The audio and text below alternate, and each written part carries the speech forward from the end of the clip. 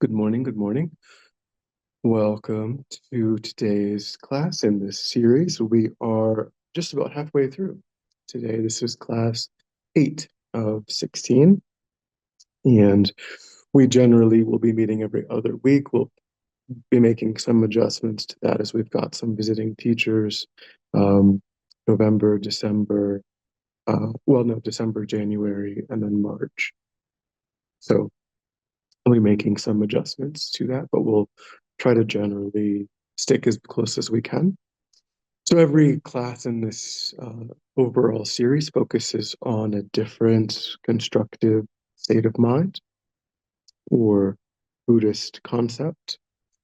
And so today's topic, which I don't think we announced last week or last time, but it's right speech. Right speech is today's topic, which is an interesting topic as a Tibetan Buddhist center in the Mahayana tradition.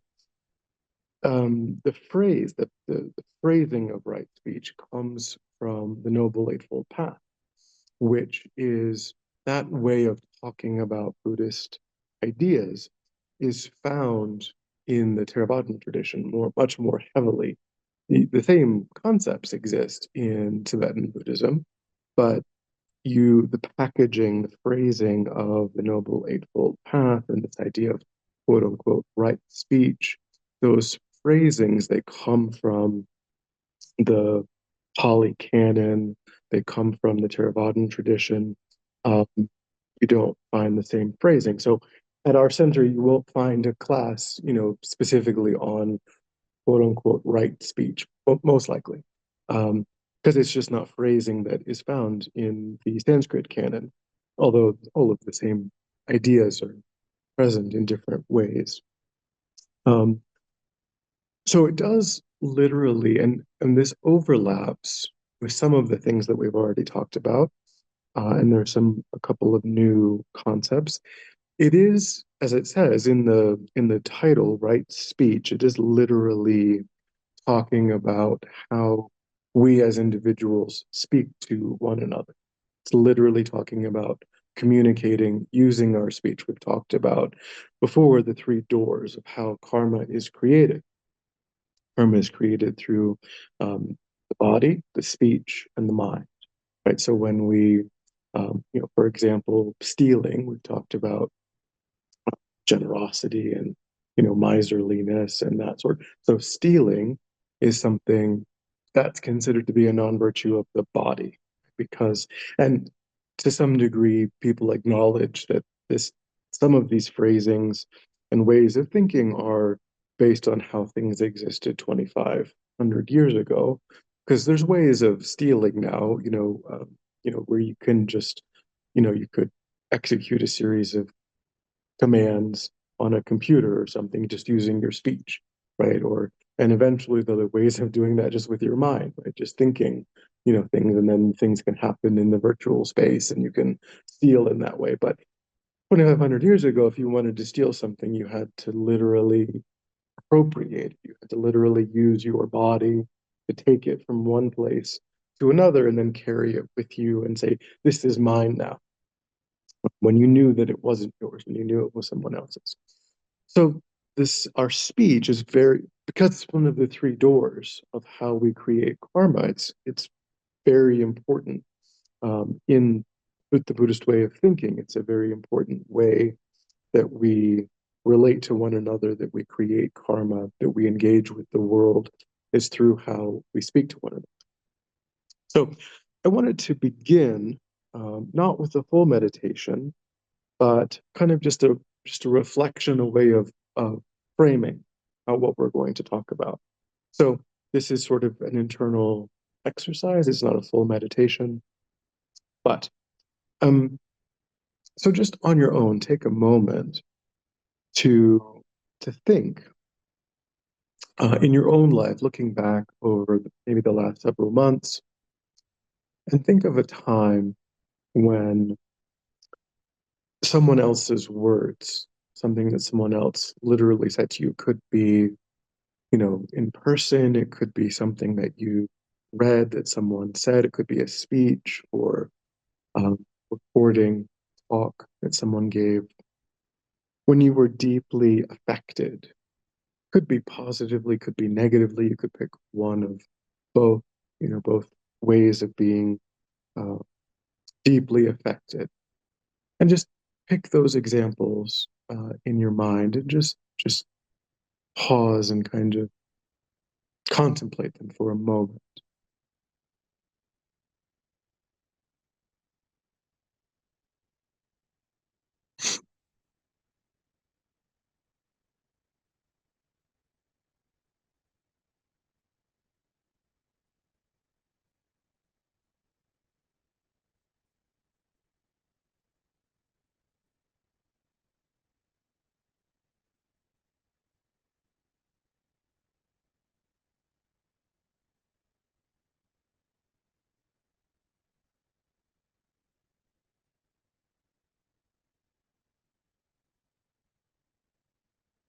And then holding that in mind, consider, given that you yourself experience being deeply affected, deeply impacted by the words of others, what power your own speech holds, both to support, to uplift, also to harm.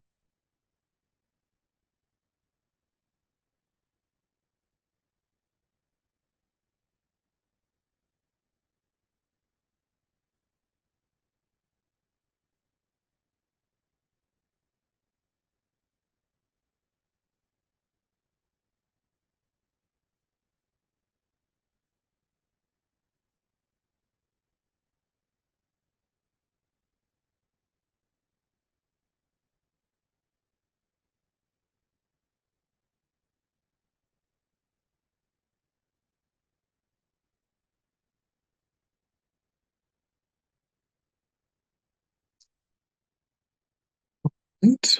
So that is what we're going to be exploring today, the power of speech and what the Buddha's uh, teaching, what his exhortation is on how we ought to be trying to use our speech. And so, speech, because it's something, we've talked about some things where, you know, we don't always have opportunities in every moment to practice, like generosity, for example. Of course, one way of using generosity is just to give our time to other people, to make space for other people, to give our time. But in terms of other kinds of generosity, like giving material possessions or giving uh, fearlessness, other kinds of generosity, we're not always presented with opportunities to engage in every kind of Buddhist practice. But our speech is something that we can think in terms of this idea of right speech. We can frame it as something that we can practice in every conversation that we have from the time that we wake up until the time that we go to bed. 7 days a week we have opportunities. We may not all we can see, giving, food to someone or giving $5 to someone as a practice that we can engage in, but we're limited in how often that happens. Uh, but we find ourselves communicating constantly with other people. And so, really, we've talked about the importance of mindfulness, the importance of introspective awareness, really getting clear on what our motivation is for engaging in one of those three doors, engaging, creating karma with our body, with our speech, with our mind. What what motivates that particular action?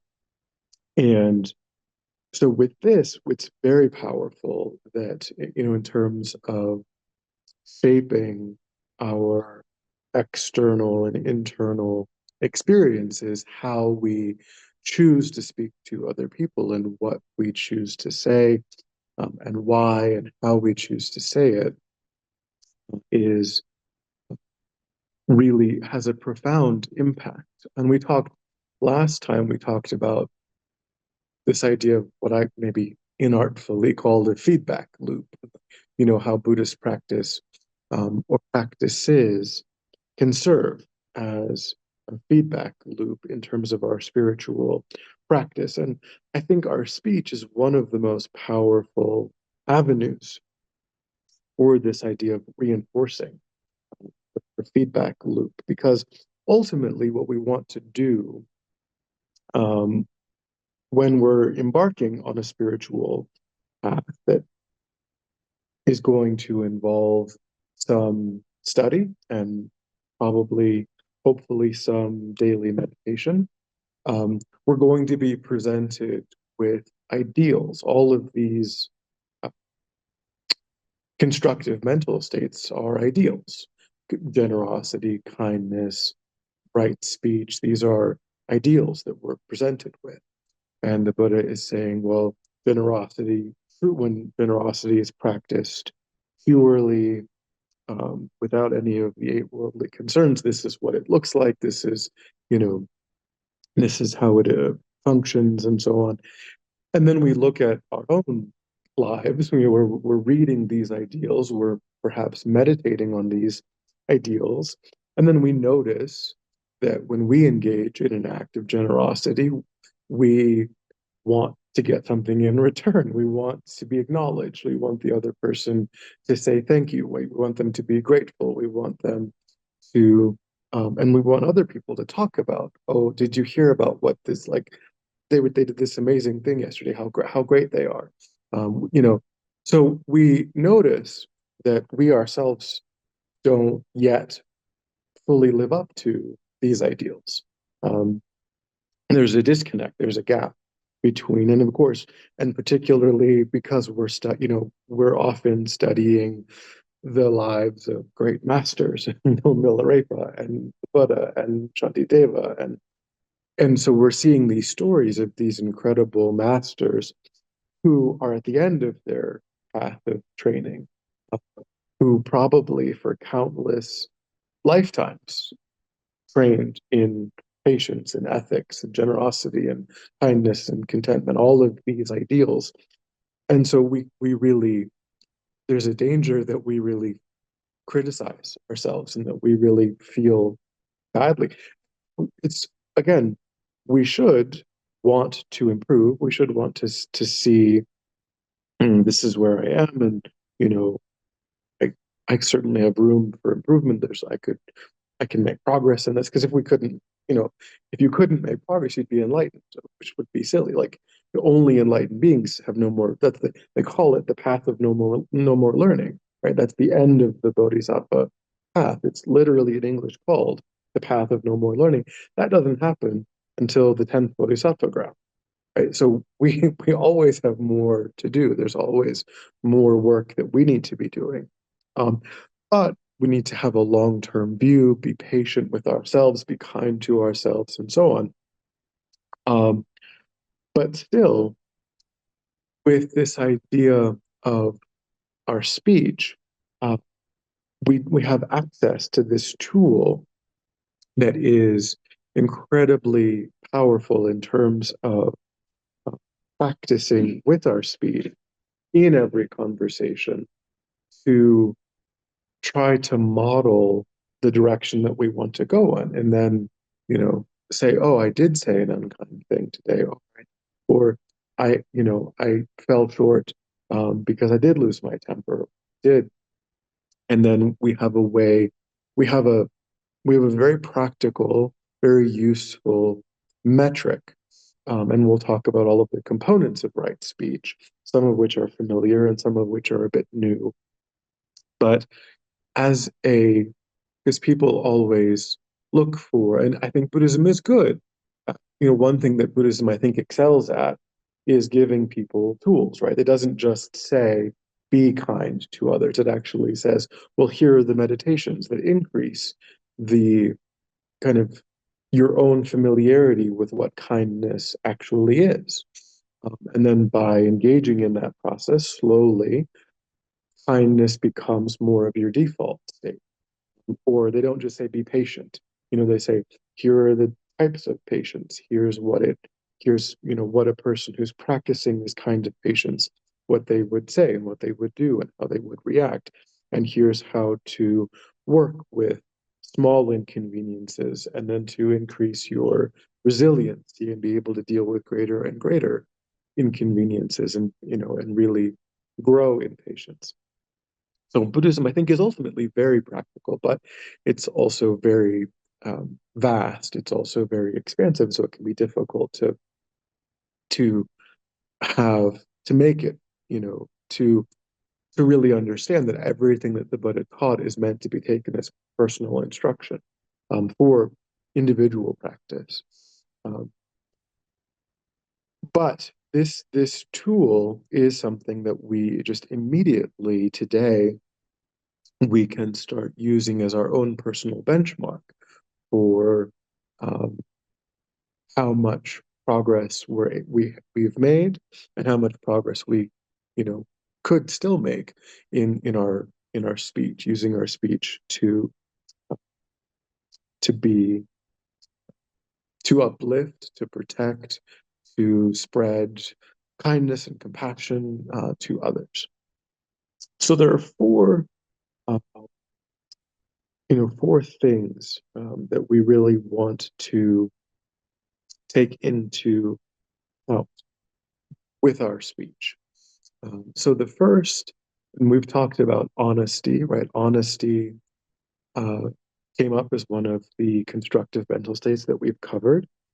So the first aspect of right speech is speaking truthfully, right? Never using our speech to be deceptive, never using our speech to be manipulative, to use it to just get what we want by giving other people false understandings or misunderstandings, to always speak forthrightly, honestly, non-deceptively to others.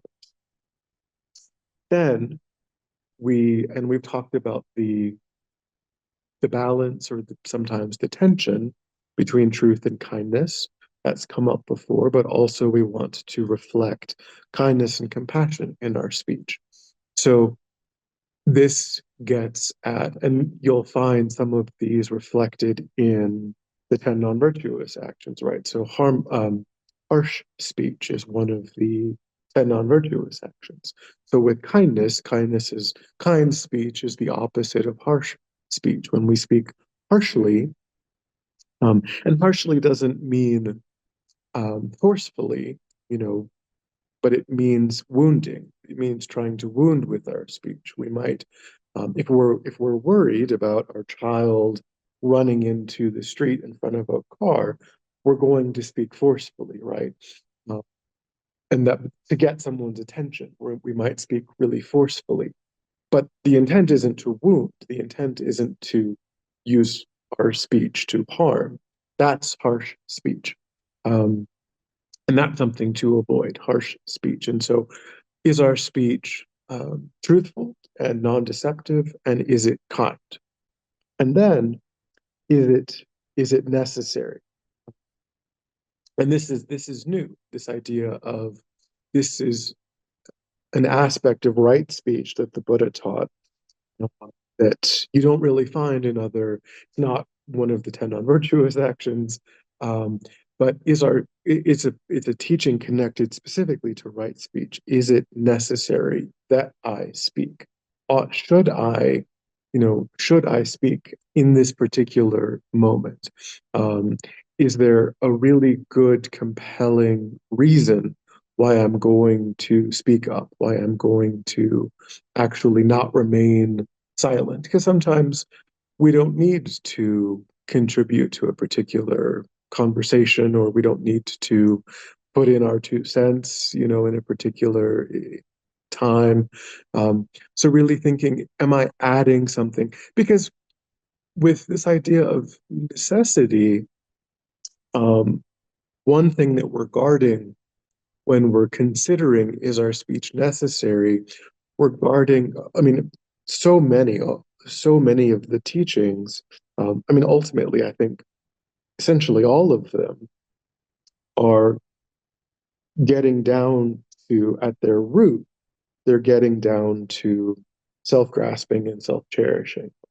Um, do we are we navigating the world with the view that my own interests, my own desires, my own needs, my own thoughts, my own preferences are greater than those of all others? This kind of solipsistic self, self-aggrandizing, um, egoistic self-preoccupation.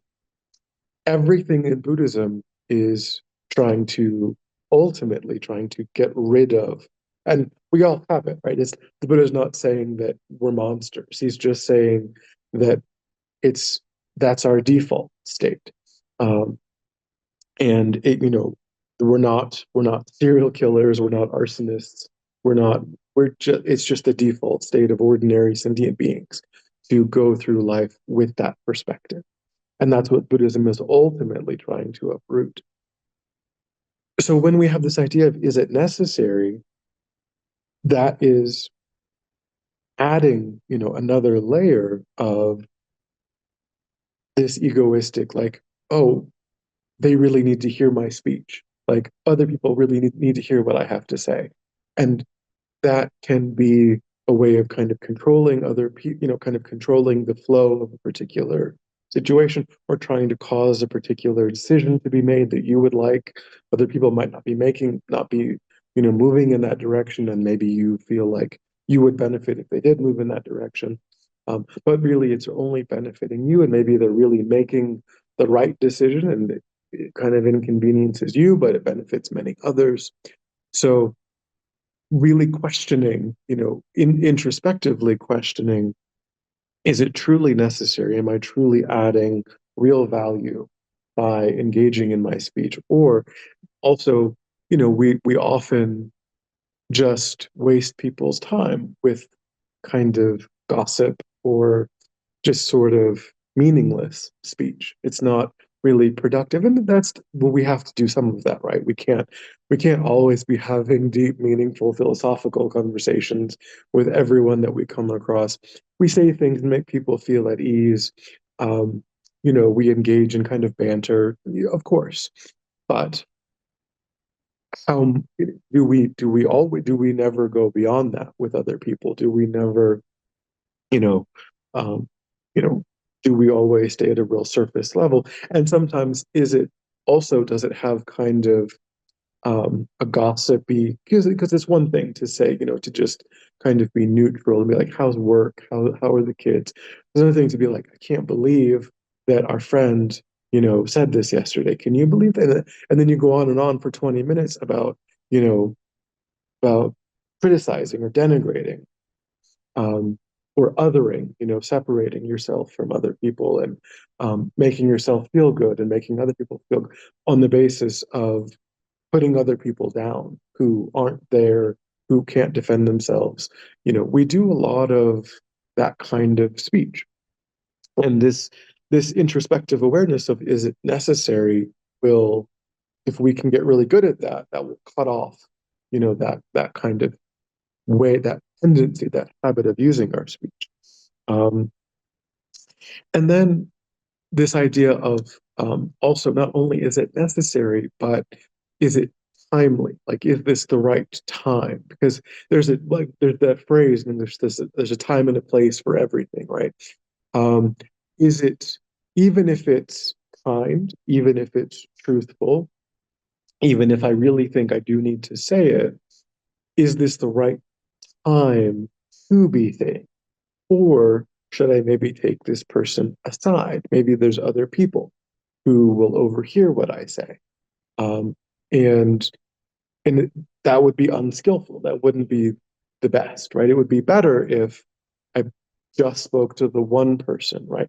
Sometimes this can happen. I've experienced this sometimes in different meetings that people have where there's conflict that needs to be addressed, or there was a mistake, that validly needs to be addressed, right? Somebody in a group setting, maybe you have some, it could even be a social circle. Maybe it's not even necessarily a work situation, but you know, you have a group of friends or work colleagues or whatever, or you're volunteering somewhere and there's, any kind of group dynamic, and maybe somebody forgot to do something or they made a mistake with something and it caused some problem, and, other people maybe were negatively impacted. And sometimes there can be an impulse to, in a way, shame them for that in front of other people. And in your mind, you're thinking, well, of course, there's maybe you know, that's probably not kind. It might be truthful. It might be, and it might be necessary. You really need, this person's always late, or they're always, you know, they're really struggling with something and it's causing a problem. So, but the best way to do it might just be to speak to them individually, right? You shouldn't try to get other people to feel, to kind of do this group kind of shaming because one person made it. You just bring that person aside and be like, hey, this went wrong. This is, how can we fix this? What can we do? What do you need? Do you not know? Is there something you don't understand? Something that's confusing? Can we get to the root of what happened and then make sure this doesn't happen again? Um, so timeliness is also something that the Buddha emphasized with our speech, because as I said, it can be kind, it can be true, it can be necessary, but we may need to pick when is the best possible time to engage in that conversation. And there could be other times when it would really be unskillful to have that conversation in front of the wrong people. Uh,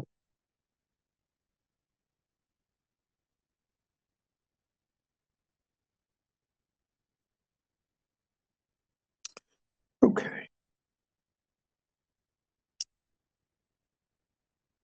All right. So that is a little bit of an introduction to this idea of right speech. There isn't really anything, wrong speech, I guess, would just be anything that doesn't meet those four criteria, right? There isn't like a specific different teaching on wrong speech. But if it isn't kind, if it isn't necessary, if it isn't timely, and if it isn't true, uh, then then it would be wrong speech. Um, and so we should really emphasize, we should use those introspectively to determine, you know, am I living up to this ideal of right speech? So, so I'll pause. Does this, and so for Quinn, because there's just the two of us, I believe, in here, just so you are aware, if you ask a question, I can't remove you from the recording. I can't spotlight myself. So if you want to, you could turn your video off if you don't want to end up in the recording. Uh, so that's just a quirk of, it's an annoying quirk of Zoom. Two people you can't spotlight. You have to have three. Okay, but yeah, so are there any questions, anything that anybody wants to um, address about this idea of right speech? So powerful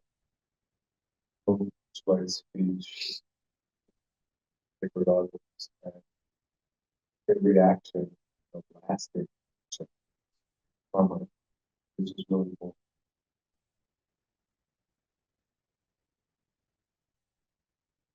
It's just really powerful. It's important. Yep. I guess if I ask the question, I'd say, we're in a situation, this speech and others, and don't acknowledge it, but happen. Feels bad. It's,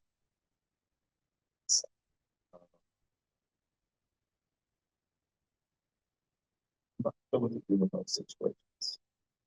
So the question from the Golpa is, when we notice wrong speech in others, like do what, what do we do? Should we do anything? What do we do? Um, so, I mean, that's always a difficult because it's not just with wrong speech, right? I mean, all of these, I think in general, there's two aspects to this. One is that from the Buddhist perspective, um, the Buddha, the Buddhist training is largely intended to be something that we apply to for ourselves, right? That's um, because ultimately, and of course there are limits to that also, of course, because there's um, we have certain obligations to protect. If someone's being beaten in front of us, we don't just say, well, I recognize anger in myself and I should work on, I see this as an opportunity to reduce my own. No, I mean, you do something to protect the life of the person that's being beaten. If you feel like, your own life wouldn't necessarily be in danger or, you know, uh, but then of course it's also true that we have, and we brought this up, the only thing that we have any real access to is our own mind. And even that is limited, right? Because so many of our own motivations are unknown to us. So many of them are subconscious, unconscious, just primal drives that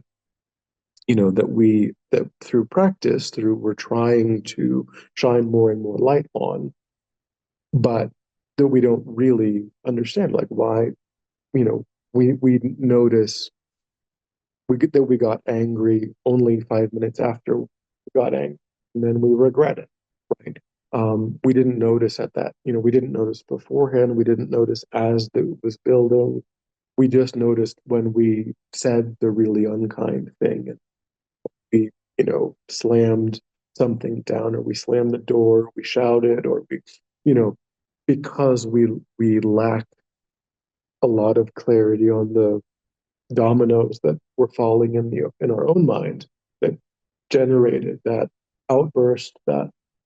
So and it's much easier to go through life kind of shining that light outward and only being like, well, this person should change their behavior, this person should change, and never thinking I should change my behavior.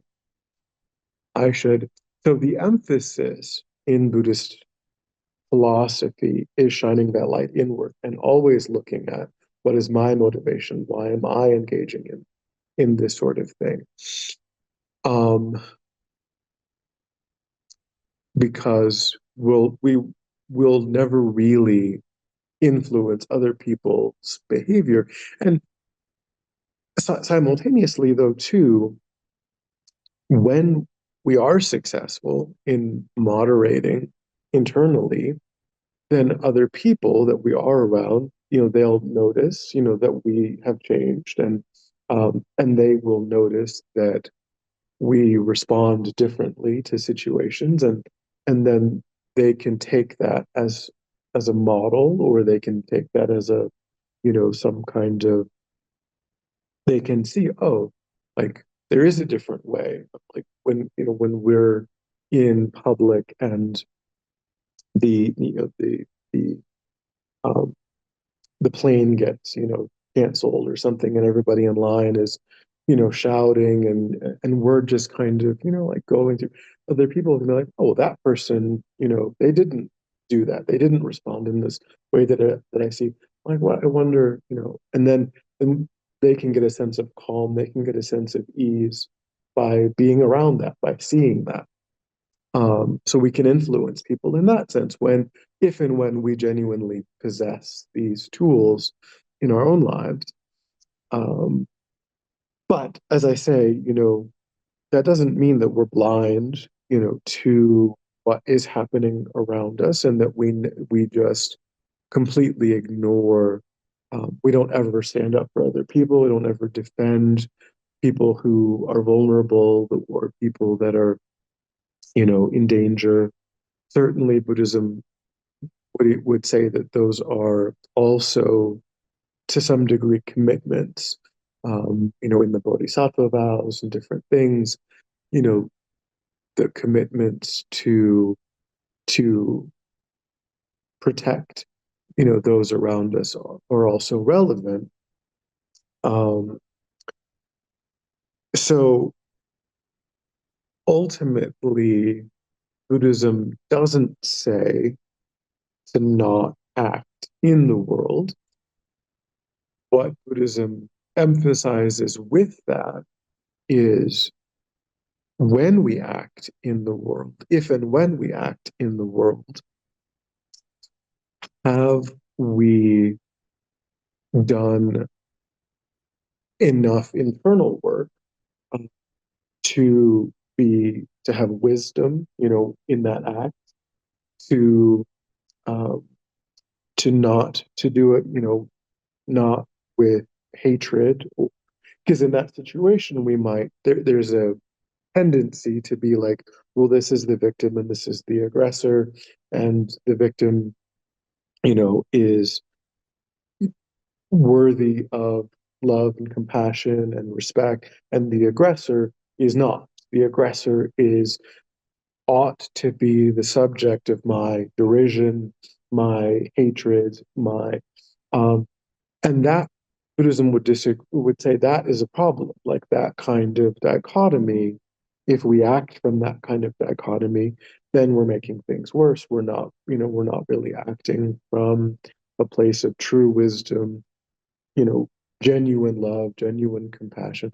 We should recognize that the aggressor in that situation is a suffering sentient being just as much as the person who's on the receiving end of their aggression. Um, and when we engage in an action, it should be from that place of not this black and white distinction of innocent victim and monstrous, aggressor, monstrous kind of evil person engaging in. So we need to use the main emphasis on what's happening in our own mind to be able to act in the world. It isn't that there's this acting or not acting, but we will act well, we will act with wisdom when we mainly focus on introspective awareness and in cultivating all of these internal states that will lead us to making better decisions in complicated external situations. um, and so yeah, I mean, it kind of, if we never do that internal work and we just look at the world and we think, oh, I'm going to spend all of my time and all of my energy and all of my effort trying to fix things, then we're going to lack the wisdom, we're going to lack the, doing it as well as we could. So yeah, it's this balance. Buddhism doesn't say never act, never, respond, never try to protect. Um, but it does emphasize that in order for that to go well, it's going to depend on the content of our own mind.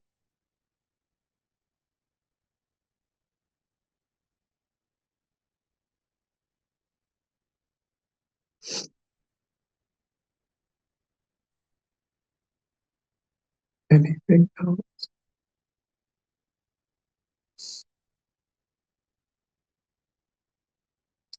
No? Okay, so we will move into the group discussion portion of today's class, and I will have Quinn virtually join the circle of you all here, and we'll be using the tablet like that,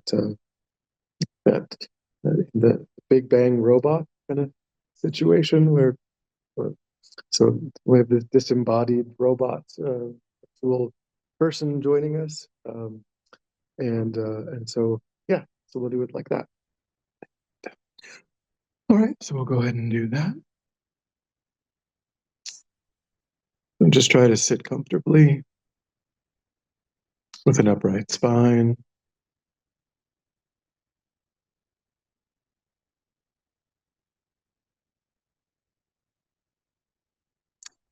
Your eyes are gently closed or slightly open.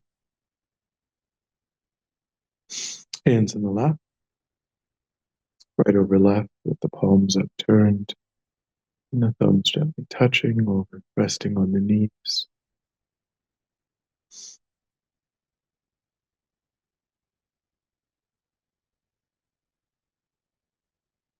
Take a moment to bring your awareness to the physical sensation of the air moving into and back out of the tip of the nostril. Giving yourself the instruction to notice quickly when anything other than that one physical sensation is arising in the mind. And then without judgment or frustration to lift your awareness up from those distractions.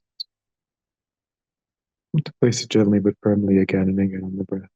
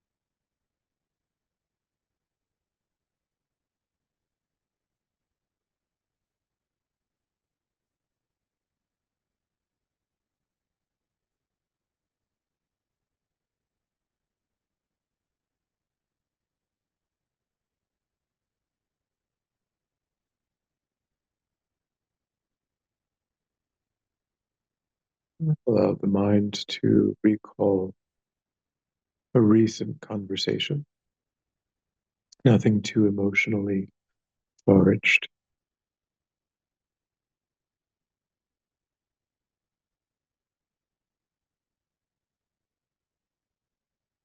Just recollect who was there,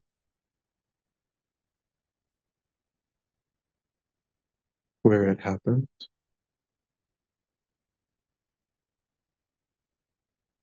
and best to your ability what was said.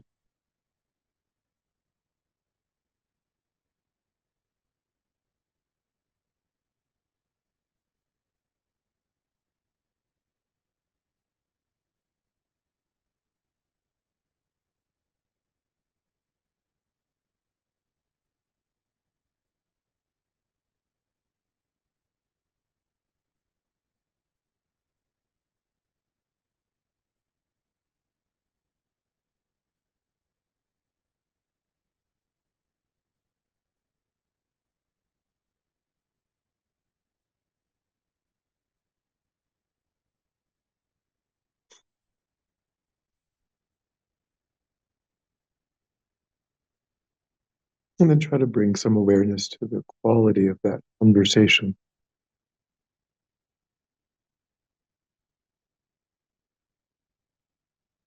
Were you or the other person or people rushed, impatient, or did it unfold in a more measured way?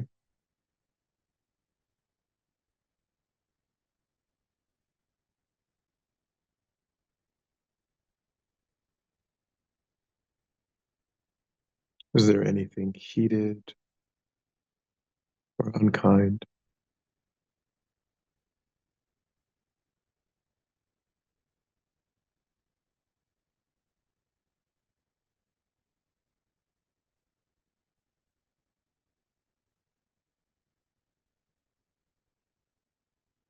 Was your speech truthful?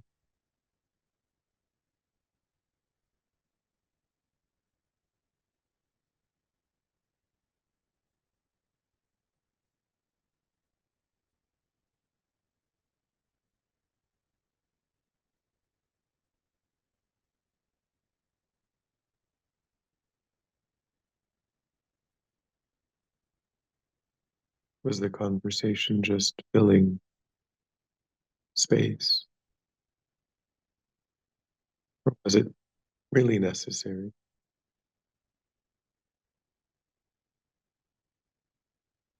Particularly your own word choices.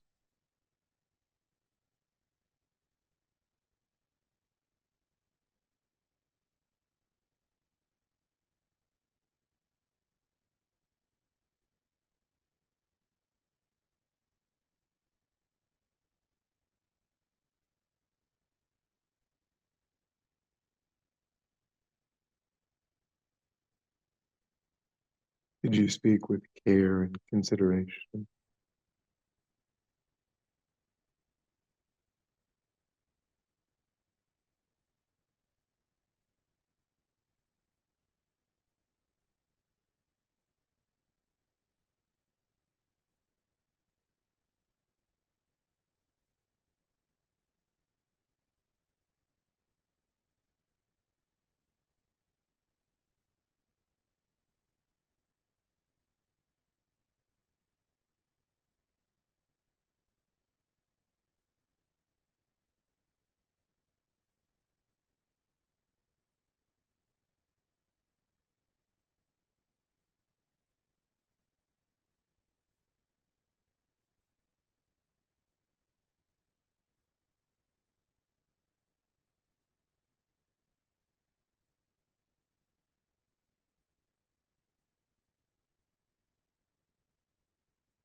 Try to notice what was happening in the body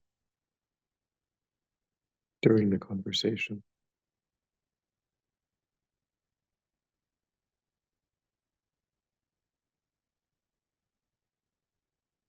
What sensations were present? Any signs of tension or opening? Feelings of distance, constriction,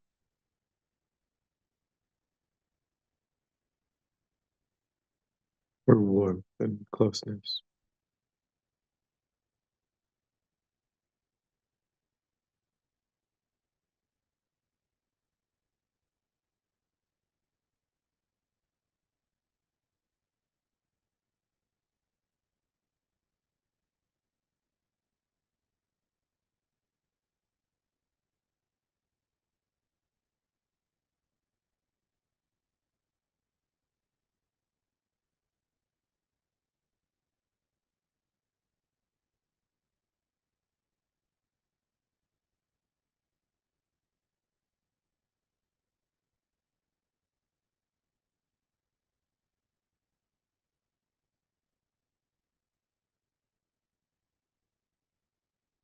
And contemplate whether there was any lasting impact,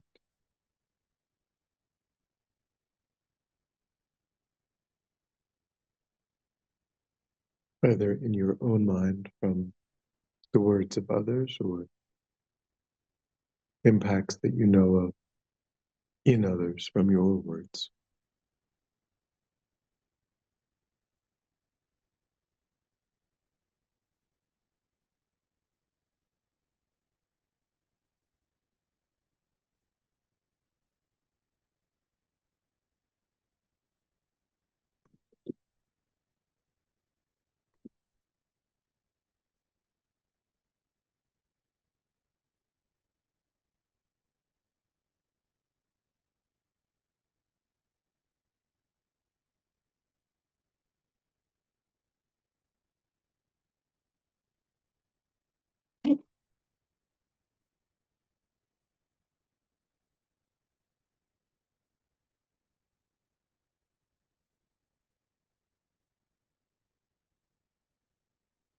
And then imagine if you were able to do the conversation over again, if you were to pause and reflect on those benchmarks of truthfulness, kindness, necessity, and timeliness.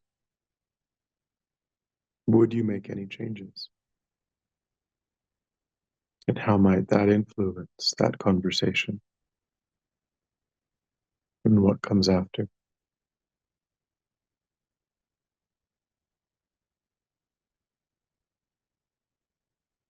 Imagine seeing yourself making whatever changes you think would be useful,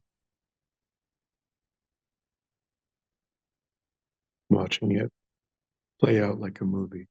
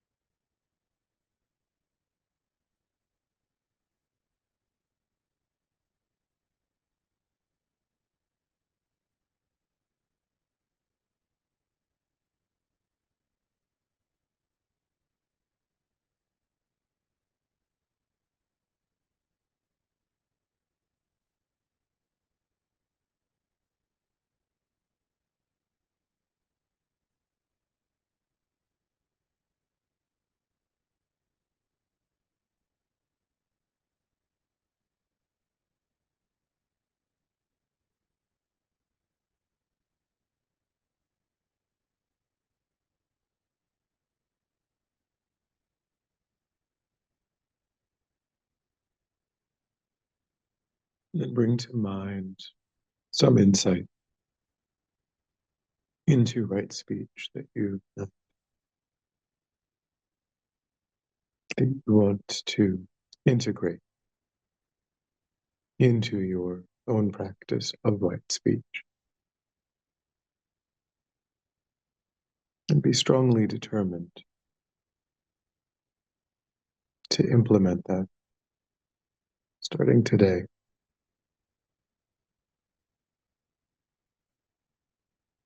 Rest your mind in that sense of determination. That resolve.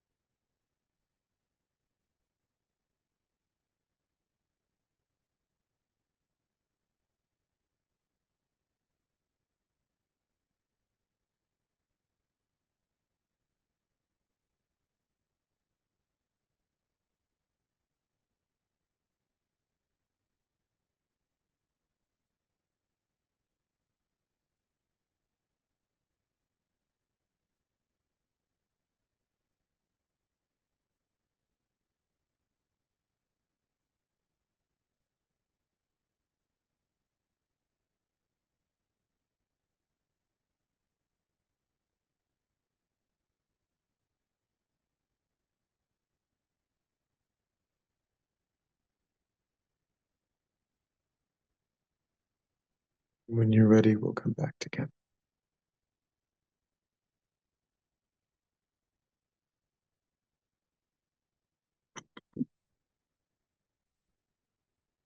All right. Are there any concluding thoughts or questions?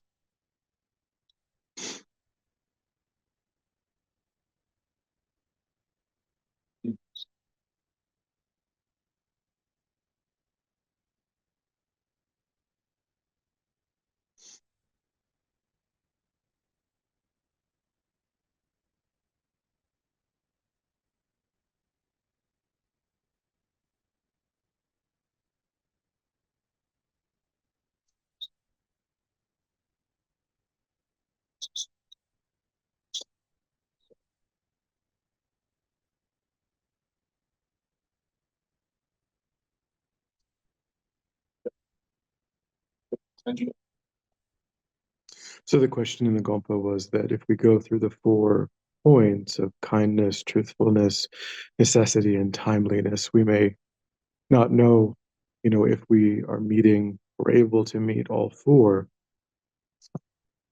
and what do we do if we can't meet all 4? And again, and I think that's why Buddhism is difficult, is that it's not about just it isn't just about uh, worship, appreciating some deity, or it's really about working with the mind, um, and doing best to act with as much wisdom and possibly can, and learning and growing, making the best decisions that we can, not knowing that we're an ordinary sentient being, that we make mistakes, that we'll always make mistakes until the mind is completely free of all the causes that lead to making mistakes, which is not going to happen anytime soon for any of us, more than likely. um so if we and we have talked about the tension between truthfulness and kindness. Kindness is the wish for others to be happy and to be free of suffering. Uh, so the question then becomes, because these are really internal. In a way, this is looking at, like, what is the distinction between what's happening in my mind and how is it perhaps interpreted, how is it taken, how is it experienced by others? And we have very limited control, right, over that. Even if we think that we've met, all 4 of these, the other person could have a very different perspective. They might feel manipulated, even though we didn't think we were being untruthful. They might think we're being unkind, even though, or they, so the other person that we're relating to, they're coming into it also. We have our own delusions, our own problems. They do too, right? They're coming into it. They're they're seeing everything through their own lens. We're seeing it through our lens. They're seeing it through their lens. Neither one of us are really doing it correctly. Neither one of us are clear. Just kind of doing the best we can. Um, so, can I do think it's true that there isn't one that's more important than another, and say, well, uh, I guess the question is, if I think this is true, why how am I defining kindness? Why do I think it's unkind? If it is true and it is necessary and it is timely, and my motivation is wishing for them to be happy and wishing for them not to be free of suffering, then what is my concern about kindness? Like, because it can be uncomfortable, it can be difficult, it can be something they don't want to know about or want to think about, or they might not want to. But is that unkindness? Is that what unkindness is? Uh, is it actually kind to be courageous and having that difficult conversation, doing something, even though, you know, like if you're a parent or something, and and you're, as I mean, even as adult children, still there's like tension and rebellion, and kind of, they're never going to not want, the best from their perspective, what they think is the best, even when your own children are, it just, that dynamic never changes. So and that's always going to lead to a sense of, because there's views on independence and self-sufficiency, and not wanting to be talked, not wanting to be condescended to, not wanting to be, but no, neither of those people seeing the situation, they're both seeing it through the lens of affliction, through the lens of delusion. um So we have to recognize that I'm never going to make a decision that's not impacted by my own afflictions. And other people are never going to be the recipient of my actions that where that's not being mediated through their own afflictions as well. Uh, so yeah, it's messy, I think, certainly, but I think all we can do is, you know, get feedback from our decisions and try to make better decisions. Like if they didn't respond well, like figure out why didn't they respond well, what went wrong, and then we have to modulate too, depending on who is specifically in front of us.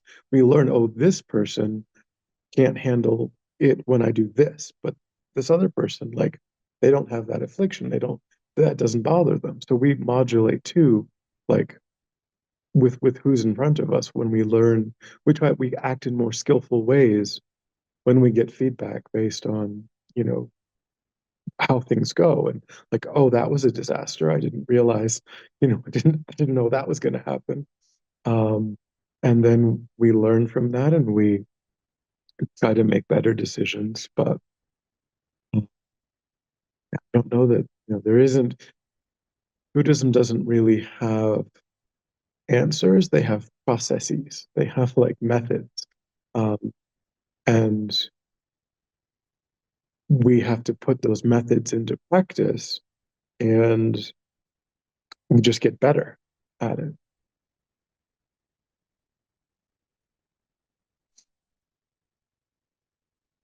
All right, so we'll meet again in 2 weeks. Geshe-la teaches tomorrow and next week. Thanks for coming.